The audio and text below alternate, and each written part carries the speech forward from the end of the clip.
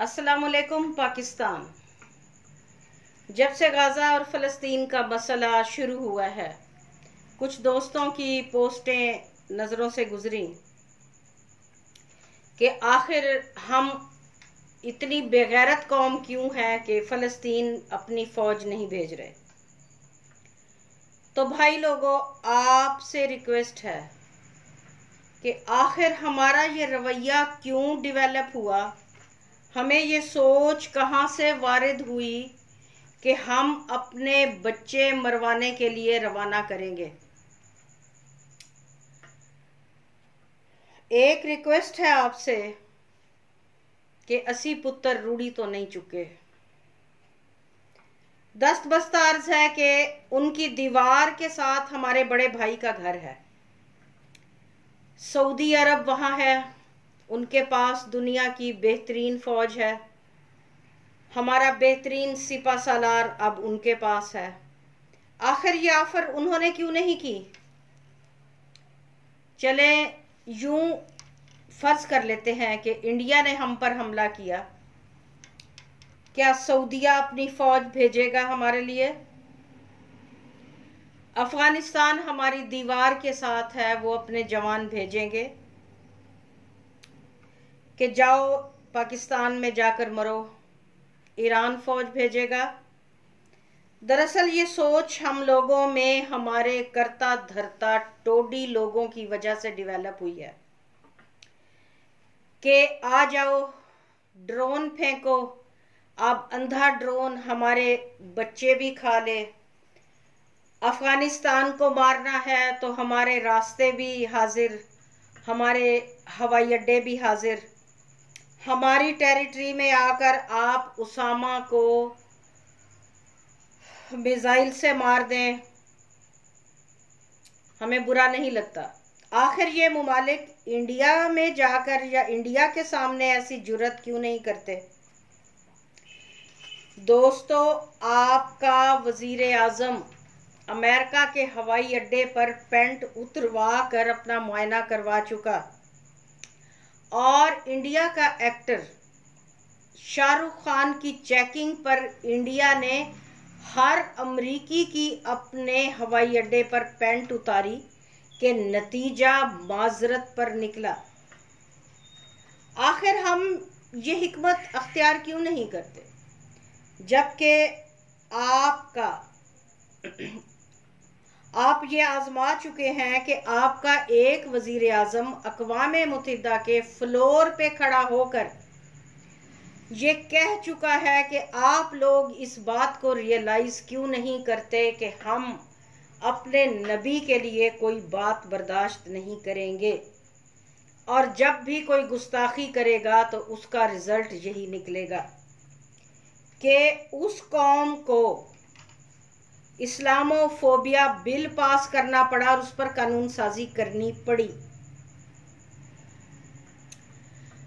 अभी कल की बात है कि मैकडॉनल्ड ने ऐलान किया कि तमाम यहूदी फौजियों को वो मुफ्त खाना फराहम करेंगे। आपको ये बताती चलूँ नाजरीन के मैकडॉनल्ड की ये पॉलिसी है कि वो अमरीकी ये यहूदी फौजियों को खाना मुफ्त देते हैं। तो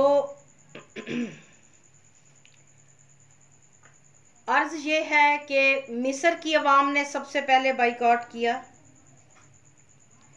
कि इसके नतीजे में मैकडॉनल्ड को मिस्र में भारी नुकसान उठाना पड़ा, जबकि वहाँ की हुकूमत भी टोडी हुकूमत है।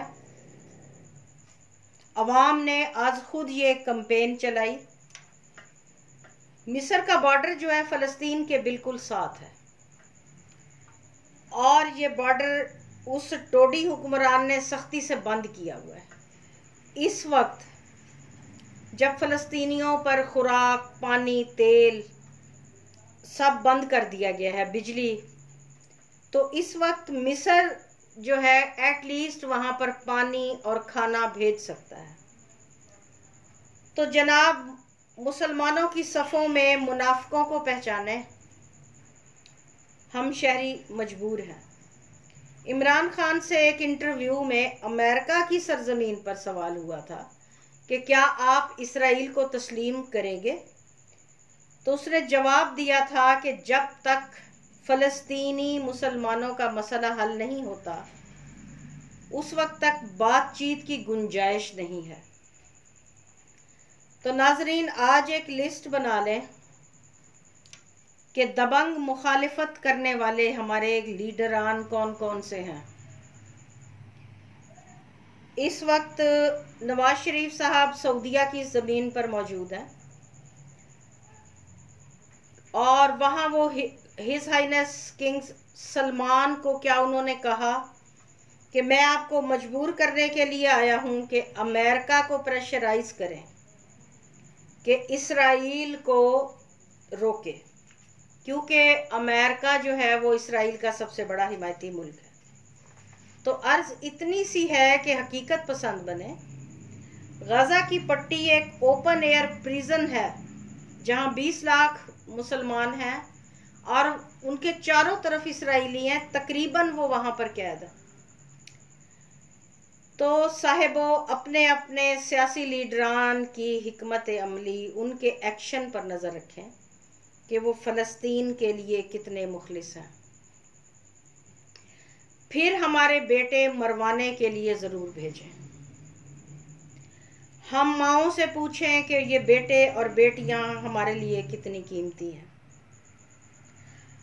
और जब आपके लीडरान मुखलिस होकर कोई हिकमत अमली अख्तियार करें तो हमारे बेटे नहीं, हम खुद हाजिर हैं, हम माएँ खुद हाजिर हैं।